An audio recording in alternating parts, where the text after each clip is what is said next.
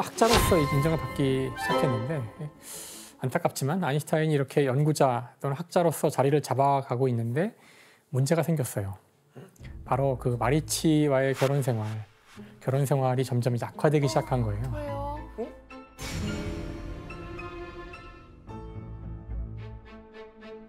네, 결혼 후에 마리치는 1904년에 첫째, 1910년 둘째 아들을 낳으면서 결국 공부를 더 하고 싶었지만 그 꿈을 이루지 못하게 됩니다.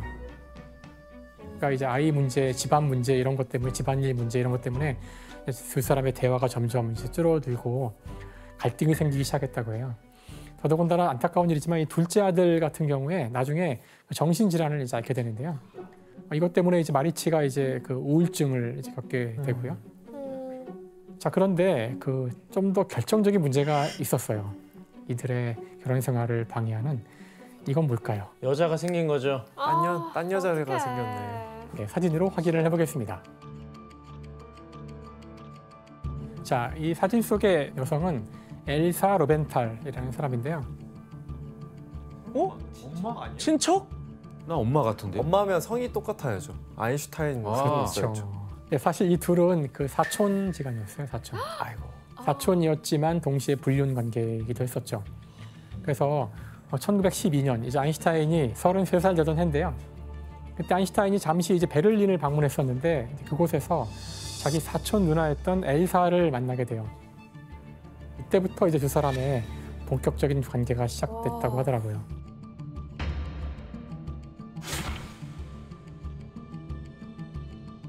아니 근데 아인슈타인은 엘사의 뭐 어떤 면에서 매력을 느끼게 된 걸까요? 내가 지적인 뭐가 있었나 봐요. 그러니까 사실 이 엘사와 마리치는 완전히 다른 스타일이에요.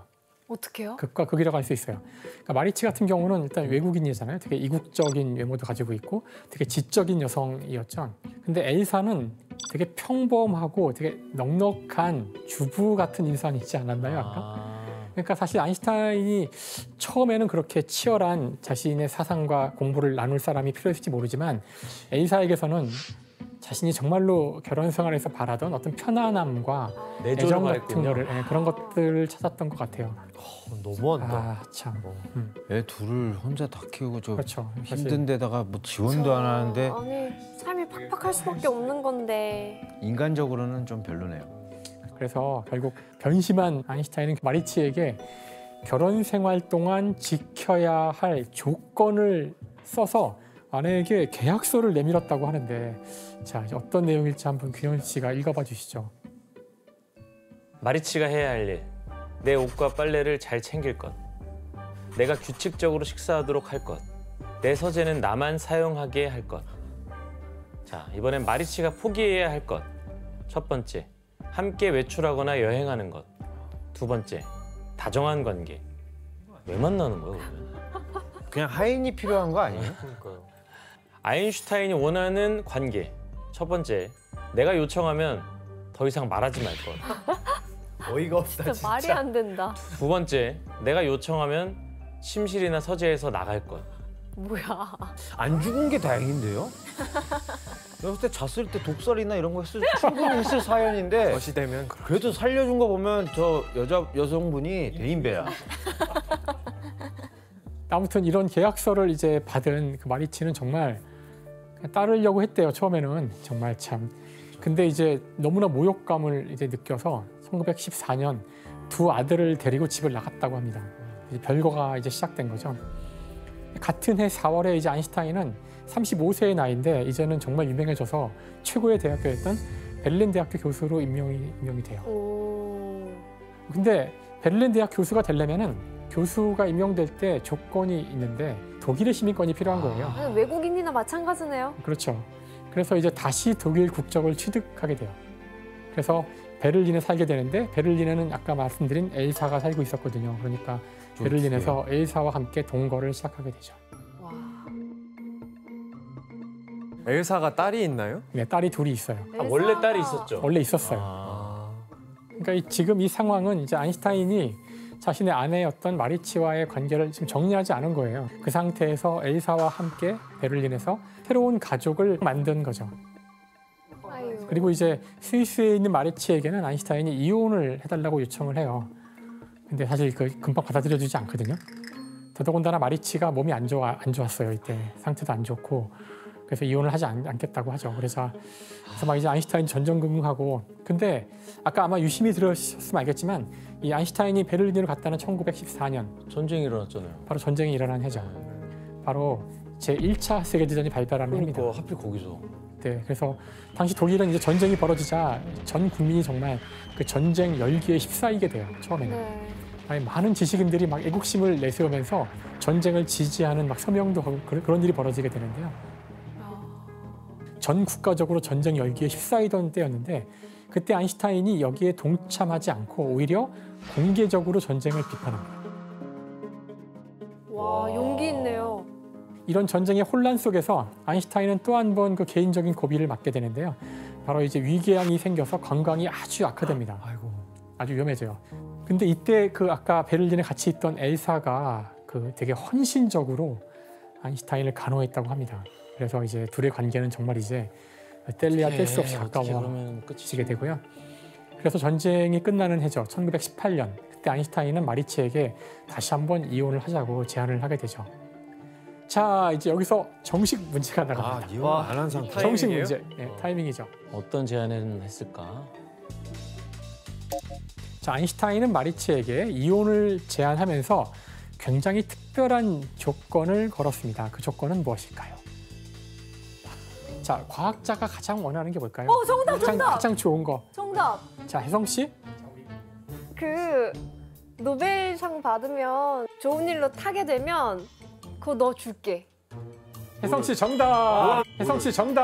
뭐를 줘? 상금 아니면 상금을 준다고. 이건 아닐 거라고 생각했는데. 상금? 나 너무 많이 갔나 내가? 하여튼 그 아인슈타인이 마리치에게 제안했던 조건은 바로 정확히 이거예요. 그러니까 내가 노벨상을 받으면 상금 전액을 위자료로 주겠다. 그러면 마리치도 그걸 믿어야 할 수 있는 거잖아요. 그러니까. 내 남편이 노벨상 탈 거란 믿음이 있어야. 그러게 말이에요. 믿음이 있었나 봐. 있었나 봐요. 내 남편 할 수 있다. 처음에 마리치는 당연히 거절을 했지만 아이들의 미래를 생각해서 그 조건을 수락했대요. 아. 그래서 1919년 두 사람은 공식적으로 이혼을 합니다. 그리고 아인슈타인은 곧바로 40세의 나이로 엘사와 결혼을 하게 되죠. 허성범 씨랑 신수미 기자님, 이 아인슈타인이 엘사와 재혼한 이후에 그 이후에는 뭐 다른 여자의 관계 그런 건 없었겠죠? 있으면 안 되죠. 네. 엘사가 사촌이잖아요. 네. 누구와 또 연문이 있었냐면 엘사의 딸 설마. 일제라는 말도 안 딸과 스캔들이 있었습니다. 누가 아인슈타인? 그게 말이 돼요? 그러지 마. 아인슈타인의 어떤 전기를 작성한 작가들의 주장에 따르면 이 일제와 감성이 좀 있었다고 하고 일제가 다른 사람과 주고받은 편지의 내용에 어떤 게 있었냐면요. 우리 엄마보다 나랑 결혼하는 게 더 좋았을 텐데 또는 나와 아인슈타인 사이에서 아이를 가질 수도 있을 텐데 이런 내용이 발견되면서 아니 딸이 좋아하나 보네 엄청. 근데 팩트 체크는 안 된 내용이라 뭐 사실은 그 두 사람만 알고 있지 않을까 이렇게 생각합니다. 이 아인슈타인이 엘사랑 결혼을 한 이후에도 사실 최소 6명 이상의 여성과 최소 바람을 폈다고 알려져 있는데요. 네. 이스라엘 한 대학에서 편지들을 공개하면서 이런 아인슈타인의 사생활이 공개가 됐는데 에스텔라나 에델, 토니, 또 러시아 스파이라고 알려진 마가리타 이니셜로만 표기된 M, L 이런 사람들이 편지에 등장한다고 합니다. 그래서 이런 이야기가 영국 로이터 통신에서도 보도됐을 정도로 아인슈타인이 바람을 많이 폈다는 건 많이 알려진 이야기라고 해요. 그의 매력이 뭐였을까? 이렇게 복잡한 이 사생활 속에서도 아인슈타인은 정말 연구에 계속 몰두를 했고요. 또 중대한 이론을 만들어내게 되는데 바로 일반 상대성 이론이죠.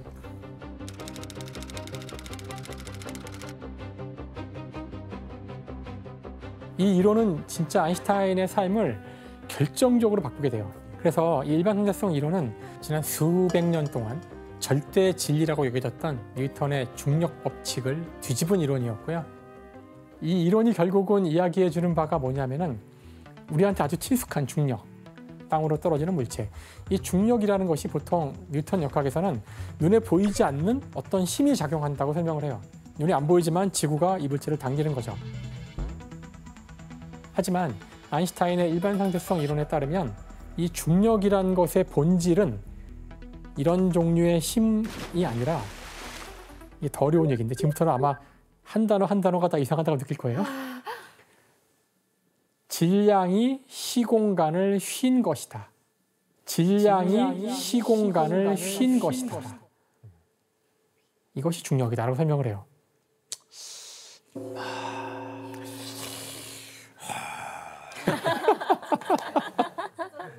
자, 이해가 안 되실 것 같아서 한번 동영상을 같이 보도록 진짜 할게요. 볼 거 그러면.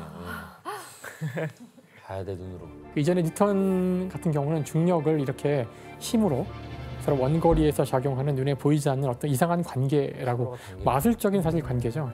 근데 아인슈타인은 그게 아니라 이 물체가 시공간 자체를 휘어지게 하고 그 위를 물체들이 이렇게 움직이면서 그것이 마치 힘으로 당겨지는 것 같은 효과를 나타내게 한다는 거예요. 결과는 같지만 그것이 일어나는 그러네 완전 근본 다르네. 원리가 다르다는 와, 거예요. 이거 다르네. 비율을 기똥차게 했다. 그래서 1919년에 그 영국에서 이 아인슈타인의 이론, 일반상대성 이론을 실험으로 입증을 해주거든요. 근데 이 사건이 굉장히 당시의 매스컴에 크게 보도가 되면서 아인슈타인은 드디어 우리가 오늘 알고 있는 것과 같은 전 세계적인 주목을 받는 과학자가 돼요. 이 사건으로. 교수님, 그런데 이 일반 상대성 이론을 뭐 어떻게 입증을 한 거예요? 그러니까 이게 내용이 참 이거 되게 이상한 내용이잖아요. 그 시공간이 휘었다는 걸 어떻게 우리가 알 수 있지?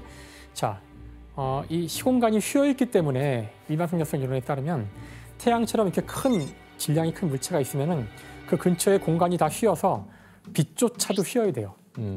빛조차도 경로가 휘어요. 그러게요. 이걸 이제 확인해 보기 위해서 영국의 천문학자인 아서 에딩턴이 그러니까 태양이 너무 밝아서 태양 뒤에 걸 볼 수가 없어요. 일반적으로는 태양이 자연적으로 가려지는 날이 있는데 바로 그게 개기일식이거든요. 개기일식이 벌어지면 달이 태양을 가려서 태양이 안 보여요. 그러면은 비로소 태양 뒤에 있는 별들을 볼 수가 있는데 칠판을 보면서 설명을 하겠습니다. 자, 보시면은 원래 태양이 없었다면은 이 공간이 평평하기 때문에 비에서 빛이 나야 하거든요. 하지만 태양이 여기 존재하게 되면은 태양 때문에 시공간이 이렇게 굽어지게 되고요. 시공간 자체가 굽으면은 직선으로 움직이는 빛조차도 그에 따라서 휘게 돼요.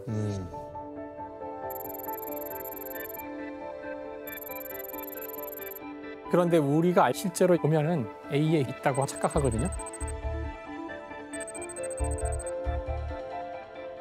그래서 태양을 가린 상태에서 지구에서 위치를 측정했을 때 여기서 발견이 되면은 그러면 아인슈타인의 이론이 맞는 거죠. 그래서 이걸 수성의 근일점 이동 측정이라고 하는데요. 그래서 실제로 이 측정을 하기 위해서 탐험대가 꾸려져서 개기일식이 일어나는 곳에 가서야 되거든요. 그날 가서 실제로 관측해 보니 A에 있었던 거예요. 와, 대박이다. 그러니까 이 결과는 사실 뉴턴 이론을 완전히 이제 뛰어넘은 거죠. 완전히 뉴턴 이론으로 설명할 수 없는. 그러니까 일반상대성 이론이 옳다는 아주 강력한 이제 증거가 된 건데 이 관측은 사실 단순히 어떤 과학적 의미를 갖는 실험만은 아니었어요. 이게 당시에 또 대단히 미묘한 정치적인 문제가 있었는데 어떤? 예, 이 실험을 하던 때는 지금 우리 이야기가 1차 세계대전이 끝난 이유를 얘기하고 있거든요. 네. 그러니까 1차 세계대전 때 모두 아시겠지만 독일이 전쟁에서 졌어요. 네. 엄청난 그 돈을 배상도 해야 됐고 뿐만 아니라 국제사회에서 고립이 됐죠. 전쟁이 이렇게 전범 국가잖아요. 막 욕먹고 지탄받고. 영국은 당시 독일과 싸운 나라니까 이 두 나라가 사이가 좋을 리가 없잖아요. 전쟁이 막 끝난 직후인데. 네. 그래서 모든 교류가 다 끊긴 상태죠. 학문도. 교류가 당연히 안 되고. 그런데 그 상황에서 지금 보시면 독일의 과학자가 낸 이론을 영국의 천문학자인 에딩턴이 확인해 준 거예요. 너무나도 멋있는 화학 같은데. 적국 과학자의 콜라보네요. 그것도 영국 사람인데 영국의 가장 위대한 과학자인 뉴턴을 무너뜨리는 와. 그런 추측을 했던 독일 적국 과학자의 이론을 영국 사람이 가서 확인을 해준 거죠. 근데 멋있어. 와, 그럼 진짜 멋지네요. 멋있는 것 같아. 그래서 이게 사실 과학에는 국경이 없다 하는 걸 보여주는 메시지이기도 했던 거예요. 그래서 신문들이 이거를 뉴턴을 뛰어넘은 새로운 물리학의 시대가 왔다 하면서 아주 대대적으로 홍보를 하게 돼요. 이제 진짜 레전드급이 된 이제 거네요. 셀럽이 탄생하는 순간. 아 이거 노벨 상품 타겠는데요. 슬슬 위자료 줄 준비해야 될 것 같은데. 그러니까요. 위자료 이제. 장착. 그래서 사실 이 일반 상대성 이론은 현대 물리학의 물론 핵심적인 이론이고요. 그다음에 아인슈타인은 대중과 언론이 주목하는 글로벌 과학 스타가 되는 거죠. 대단한 사람이죠. 예, 사실 이 사건 이후로 아인슈타인은 이제 그 세계 곳곳에서 아인슈타인의 강의를 듣기 위해서 막 러브콜이 쏟아졌다 그래요. 그래서 당시에 그 아인슈타인의 인기를 실감할 수 있는 사진이 여기 있는데요. 한번 보시죠. 이제부터는 탄탄대로겠네. 드디어 친구가 많아졌네. 예. 사진에서처럼 아인슈타인은 그 1920년 이제 그때부터 독일, 오스트리아, 미국, 뭐 일본 전 세계를 다니면서 강연을 했는데요. 특히 이 일본 강연에는 이제 수천 명이 막 모였는데 강의를 독일어로 했대요. 그래서 일본어로 통역을 해야 했기 때문에 막 서너 시간씩 시간이 걸렸는데도 불구하고 그 많은 사람들이 그 자리에 앉아서 강연을 들었고요. 진짜 슈퍼스타였구나. 나 이런 불안해 또. 너무 잘 되면. 무슨 곧 큰일 날 것 같고 약간 그렇잖아요. 그래서 1년 뒤 1922년에 노벨상 이제 시상이 이루어졌고요. 일반 상대성 이론으로 상을 받았을 것 같지만 아니에요? 그렇지 않고요. 아직 여러분이 한 번도 들어보지 않은, 제가 아직 한 번도 얘기하지 않은 광전 효과로 노벨상을 받게 됩니다. 광전 효과. 그래서 이것이 중요한 이유는 오늘 제가 설명하지는 않았는데 그 양자역학이라고 하는 이제 물리학의 두 번째 혁명인데요. 20세기 초에 양자역학의 출발점이 되는 그런 이야기예요. 야, 근데 교수님 아인슈타인이 사실 유명해진 건 상대성 이론 때문으로 저희가 알고 있는데, 근데 노벨상은 광전 효과로 받게 된 거죠. 그 원래 노벨상은 그 이론이 실질적인 인류의 혜택이 되어야 돼요. 효과가 있을 예, 그런 그 구절이 있는데요. 그러니까 이 당시로서는 아인슈타인의 이론이 물론 되게 혁명적인 건 맞지만 이게 과연 실질적일까에 대한 의구심도 있었고, 광전 효과는 이미 충분히 검증이 됐고 양자역학이 막 지금 태동하는 단계이고 하기 때문에 실용적 가치도 충분한 거고요. 그래서 아마 이런 이유 때문에 아인슈타인의 업적을 인정을 하면서도 혹시 생길지 모르는 논란, 그래서 그런 논란을 피하기 위한 뭔가 절충이 아니었을까라고 생각합니다. 허성범 씨, 아인슈타인이 마리치에게 노벨상 타면 상금으로 위자료 준다고 했잖아요. 그랬었죠. 약속 지켰나요? 지켰습니다. 다행이에요. 상금으로 약 12만 1,572 스웨덴 크로나, 그러니까 한화로 약 3억 원 정도의 상금을 받았는데요. 그걸 이제 마리치에게 다 줬고요. 이 금액이 무려 당시 교수 연봉의 10배에 달하는 거액이었다고 합니다. 10년치를 준 거 아니야? 그렇죠. 와. 하여튼 이 이후에 아인슈타인의 강연 요청은 더욱 많아지고 상대성 이론은 전 세계적으로 뜨거운 화제가 되고, 근데 문제는 뭐냐면 당시 그 정작 그 이론을 제대로 이해하는 사람이 거의 없었다고 해요. 그러니까 이제 대중은 물론이거니와 이제 학자들조차 좀 어려워했다고 합니다. 진짜. 네, 그래서 너무나 어렵고 복잡한 이론이기 때문에 이제 여기에 많은 일화들이 있거든요. 그래서 그 전 세계적으로 굉장히 인기를 끌던 한 사람과 나눈 대화인데요. 뭐지? 과연 그 주인공은 누구일지 한번 영상을 보시죠. 과학자 아닐까? 대통령? 대통령, 미국 대통령이나. 대통령 뭐 이런 사람일 것 같은. 찰스 채플린? 네, 바로 찰리 찰스 채플린입니다. 채플린. 너무 뜻밖의 인물이에요. 네, 1931년 아인슈타인은 할리우드에서 찰리 채플린을 만났어요. 와. 당시 이 두 사람이 나눈 대화를 이제 규현 씨와 지원 씨가 한번 역할 분담을 해서 한번 읽어줘 보시죠. 당신이 하는 예술의 가장 위대한 점은 한마디도 하지 않아도 전 세계가 그것을 이해한다는 것이오. 맞습니다. 하지만 박사님의 명성은 더 위대하죠. 세상 누구도 당신이 하는 말을 이해하지 못하는데 모두가 존경하니까요. 아주 맞는 극단에 말이네요. 있는 사람이네. 정말 맞는 말이에요. 맞는 말이네. 말이 없어도 존경받고 말이 이해 못해도 못해도 이해를 못하는데 존경받고. 그렇죠. 시대를 초월한 이 두 스타의 이 대화가 지금까지도 명언으로 남아 있는데요. 근데 사실 이제 아인슈타인은 이젠 더 이상 과학자로서뿐만이 아니라 이제 문화의 아이콘이 돼서 굉장히 큰 관심을 받게 되는데, 특히나 이 시기는 미디어가 급속히 발전하던 시기예요. 그래서 이 아인슈타인의 일거수일투족이 이제 모든 기자들의 취재 대상이 돼서 와, 거의 셀럽인데요, 이제? 그렇죠. 이제 정말 셀럽이 된 거죠. 근데 이제 흥미로운 거는 아인슈타인이 이런 그 대중의 관심을 은근히 즐겼다고. 그러니까 원래 친구 없었어가지고 이렇게 이런 관심을 처음 받아보니까.